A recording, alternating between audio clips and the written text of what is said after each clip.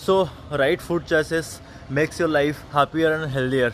Trust me guys, अगर आप healthy खाना खाओगे तो आप फील कर पाओगे कितना हेल्दी फील कर रहे हो आप, right. For an example I can say, अगर आप अपने गाड़ी में एक सस्ते या फिर ख़राब इंजन ऑयल डालोगे, सेकेंड हैंड इंजन ऑयल, तो वो परफॉर्मेंस ख़राब देगा या फिर वो चलने में दिक्कत करेगी, राइट। अगर आप एक स्मूथ इंजन ऑयल डालोगे तो गाड़ी स्मूथली जाएगा और लॉन्ग रन में आपको हेल्प करेगा, राइट। सो आपका बॉडी भी ऐसे ही है, तो आप अच्छे चीज़ डालते रहिए, अच्छे माइंडसेट में बने रहिए, and that will lead you a healthy and happier life. Trust me guys, take care, have a great day.